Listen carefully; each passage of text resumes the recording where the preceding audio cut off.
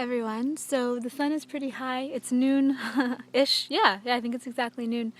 And I just wanted to check in and tell you something that came to me this morning. And this is stuff that I've read pieces of in various places, but it came to me in kind of a fully compacted way. And so I wanted to let you guys know and show you how to access part of it. And it has to do with learning through nature versus through like the common education that our species as humans usually does, which is like words and learning concepts slowly and stuff like that. So this weekend, it was very intense, and my sister and I actually had some really crazy esoteric experiences with otherworldly beings, angelic beings to be exact, and it was really interesting what happened as a result. But one of the things that came from it was, so it's difficult for me often to explain how I do the things I do and that I think are natural to everyone. Somehow I just stumbled upon the instruction manual. And one of them is in thinking not in words. So for instance, whenever I'm talking to a being that's non-physical, or even accessing just the field of information, I end up asking questions, and what comes to me is either, if it's a yes or no answer, it's like a ding feeling for yes and a thud feeling for a no. Or if it's more complicated than a yes or no answer, the answer comes to me, but it's not in language. It's like, as I'm telling you these words right now, the thoughts in my head are happening in packets. They're not happening in English words written down like I was reading off of a script. And that's the way that you speak too. So they come to me like that, and then I translate them into English without even thinking and do it. And that's, I think, how all mystics probably have done what mystics have always done. But what I want to talk to you about is learning through nature through normal human training methods. And the thing to think about is that breaking things down into language and learning via language, so learning via books or words that are audible, is really slow. If someone were to ask you, how do you feel about your parents, right? I mean, everyone has parents, whether or not you know who they are. I mean, everyone, obviously, you have to have them in order to be here. And it's probable that you're going to think of a super complex emotion that has lots of detail, and you would have to explain a lot in order to even get it across.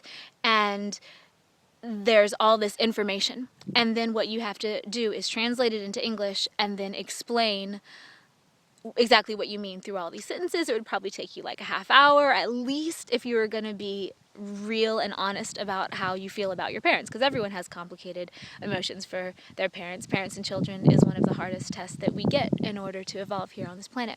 So anyway, you've got all of that information needing to be translated into English, but the time it took you to feel the emotion, which was the answer to the question, was what? A few seconds? And so much more information can be transmitted than what comes through via words. And that is what you do when you go outside in nature. So much of it is not even necessarily specific information you get, but that's just in the vibration that you get into if you're just staring for a while at, I don't know, this stuff.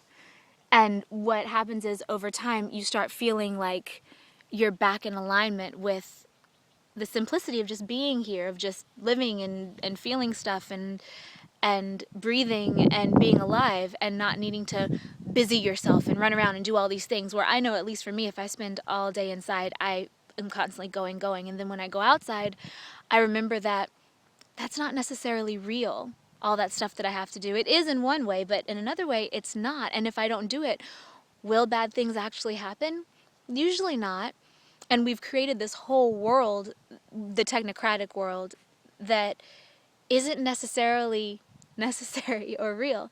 And so in the Eastern and Western traditions, there's a divide, and it's not just Eastern and Western. What I'll say is indigenous versus technocratic. And the indigenous cultures are used to learning from nature, so they're used to bringing in all of this information, all these packets of full, complex information that's not just words, that's words and pictures and feelings and understanding, and even the technology of like life and growing and all this stuff and interconnectedness of all beings. Whereas with the Western model or the technocratic model, you have to learn the words. and then you have to distill the information from the words, and then you work on the information for a while, and then maybe you'll get a feeling, maybe you won't, and it's lots of memorization. It's not just pure understanding. If you get a lesson from nature, you don't have to go over it a bajillion times to understand it. It comes through the way that you understand first before getting translated into knowledge. So, since it's spring, this is the applicable part of this video. This was told to me by an ivy plant that I passed this morning. True story. Since it's spring, things are growing, right? And one of the quick ways you can get a fast jolt of learning from nature, and remember, this is nonverbal, so it may or may not come in actual words. It might just be a feeling, it might be a vibration, it might be something in your body, it might be an inspiration. And one trick you can do is what I'm about to show you. So you go to a plant that's growing, right? And I'm going to pick this tree right here because I was walking up the hill and they kind of glowed in my vision a little bit. So I realized that they were the ones that wanted to be featured for this to do. Oh yeah, look, and now they're moving around. They haven't been blowing like this the entire time. I've been sitting right there talking. Anyway, and as you can see, let me make sure that you can see this. When these things bud, so that's the bud of the flower, right? And it's going to end up looking like this guy right here. But right now, it's just this little bud that's growing. And so when these things grow, I'll give you the side view, it's going to end up coming this way, right? It's going to end up being like out to here and really big. And so as they're growing, they're kind of creating an energetic blueprint of energy, obviously, but where they're going to actually be. So the field of this plant goes out a little bit farther than it actually is. And your way to access nonverbal information is right here, right, through your third eye. So if you can go outside, and you don't have to be super obvious about this, but it should be a part of a tree or plant that is growing, that is going to grow, and you just sit with it right here and just wait. You're likely to feel a pressure, a cool or warmth. When I was in high school, riding the school bus, I would always play with the window because I can feel metal right here. Some of you guys are probably like that too. Experiment with a penny or a nail. Hold it in front of the bridge of your nose and see if you feel anything. You might feel like what it tastes like to have a penny in your mouth, that metallic thing, but it's in your head.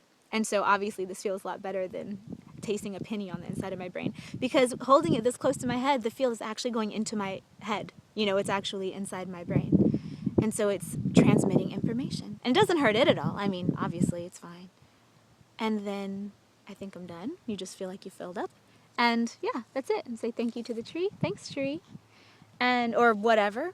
And go along your merry little way and see what new kind of inspirations come to you. So yeah, try it out. It's spring. It's the time to do it. Hope you guys are having a fantastic February. I'll talk to you again very soon. And go in peace.